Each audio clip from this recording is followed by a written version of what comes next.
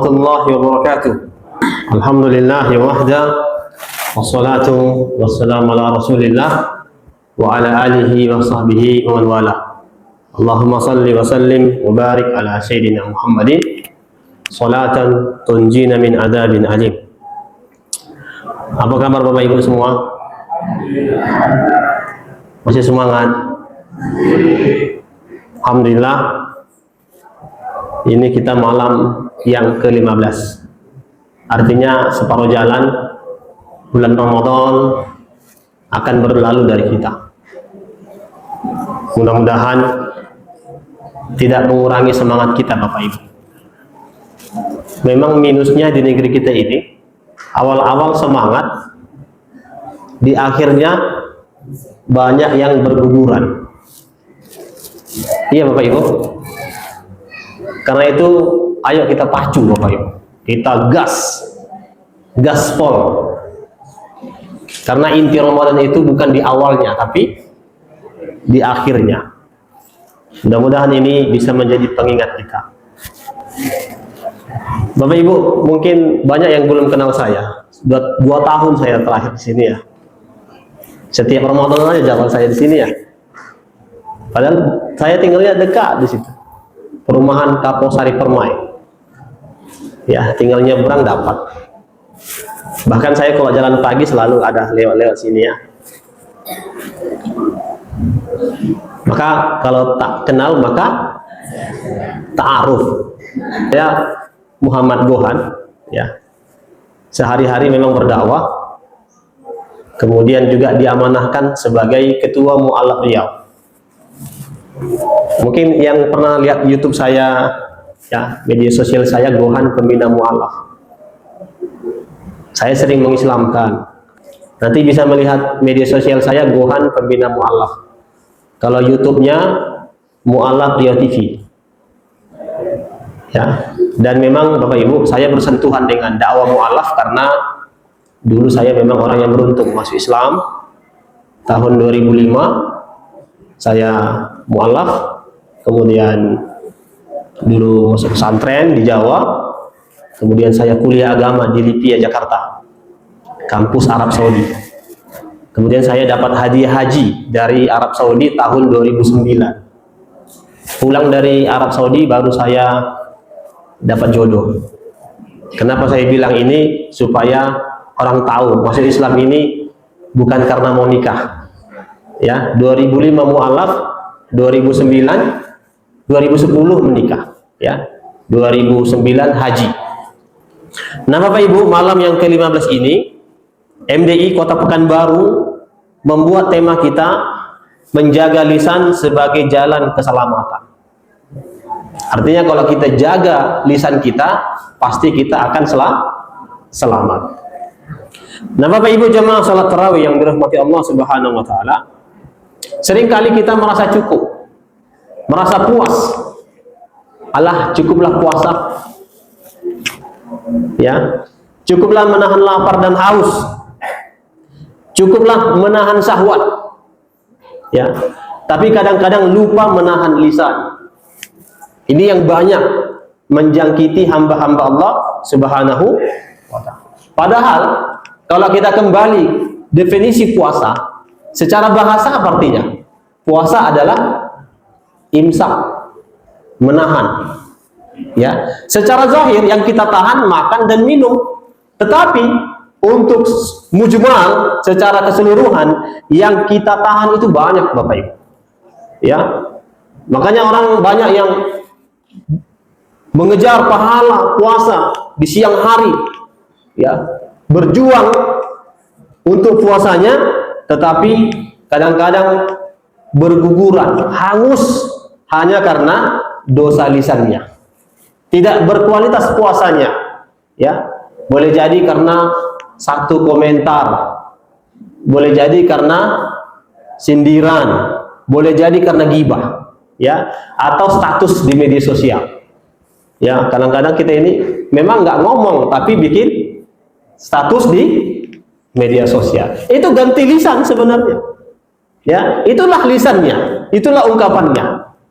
Ya, karena itu Bapak Ibu, Jamaah salat tarawih yang dirahmati Allah Subhanahu wa taala, boleh jadi kita selamat bukan karena banyak sujud. Ingat Bapak Ibu, kita boleh jadi selamat bukan karena banyak sujud, tetapi karena setiap kata yang keluar dari lisan kita ini adalah kebaikan. Inilah yang dinasihatkan oleh para ulama, salamatul insan min hifdzil lisan. Ya, selamatnya hamba, selamatnya seorang hamba terletak pada penjagaan lisannya. Nabi kita yang mulia telah mengingatkan kita bahwa orang yang beriman kepada Allah dan beriman kepada hari kiamat adalah mereka yang mampu menjaga lisannya. Ini yang disampaikan oleh baginda Rasulullah sallallahu alaihi wasallam. Man kana yu'minu billahi wal yawmil akhir falyaqul khairan aw liyasmut. Ya, barang siapa yang beriman kepada Allah, beriman kepada hari kiamat, maka hendaklah dia berkata yang baik atau dia diam. Ini, diam itu emas, inilah maknanya. Ya, kadang-kadang kalau kita bicara berserak kata kita. Kata orang Melayu, berselemak. Kadang-kadang lebih baik kita diam. Karena kalau kita ngomong, kita bicara, ya banyak orang-orang yang tersakiti. Lihat Bapak Ibu, Allah tidak mengatakan sholatlah yang banyak, ya sedekahlah yang banyak, bukan itu. Tetapi berkatalah yang baik atau setidaknya kamu diam. Ya, Bapak Ibu, kenapa lisan yang tidak pada tempatnya berbahaya?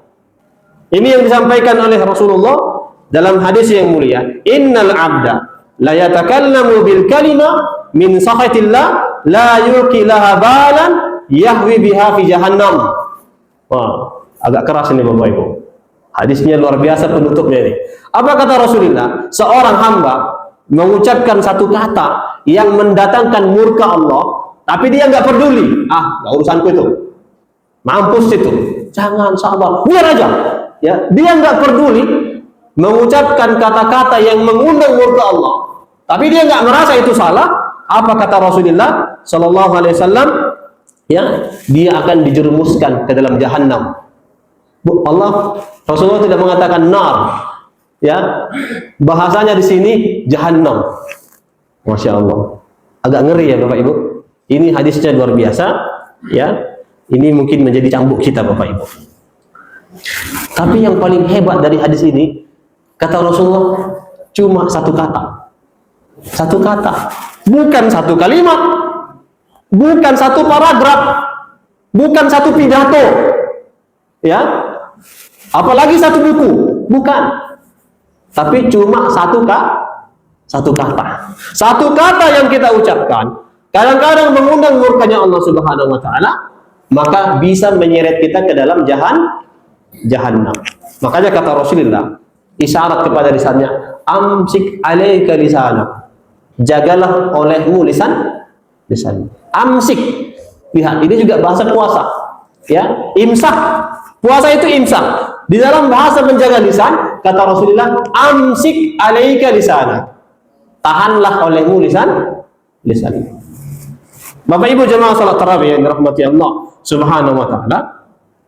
Apa kaitannya puasa dengan lisan? Ya. Kenapa ini menjadi masuk materi kita di bulan Ramadan? Karena bagi orang yang berpuasa tapi nggak mampu menjaga lisannya, maka sia-sialah puasanya. Kata Rasulullah dalam hadisnya, ini luar biasa di hadis ini Bapak Ibu. Hadis riwayat Bukhari, ya. Man lam yada qaula zur, ya, wal amala bihi, falaysa lillahi hajatun fi an yada'a ta'amahu wa syarabahu. Wah, keren Bapak Ibu.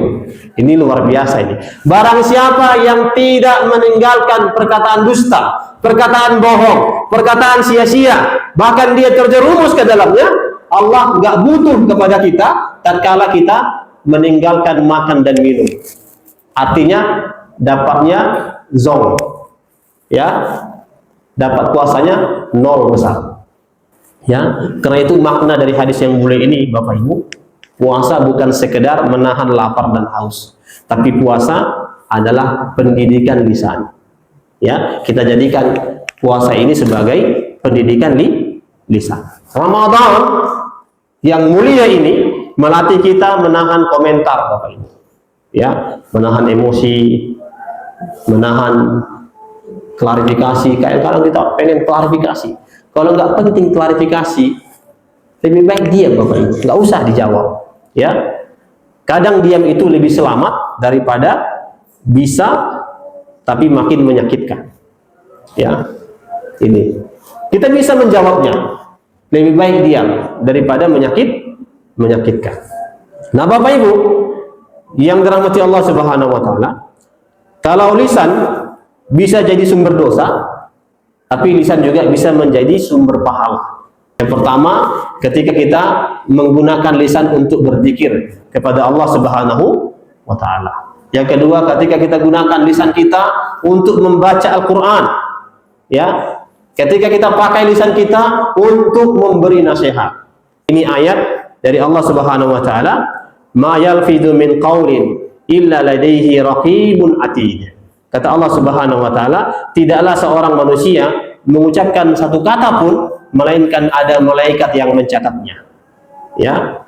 Karena itu bayangkan Bapak Ibu, kalau satu hari yang keluar dari lisan kita kalimat subhanallah walhamdulillah wala ilaha illallah Allahu akbar, ya, istighfar, astagfirullah, berapa berat timbangan kita nanti pada hari kiamat. Ya, karena itu mari kita jaga lisan kita Bapak Ibu agar kita selamat dunia dan akhirat.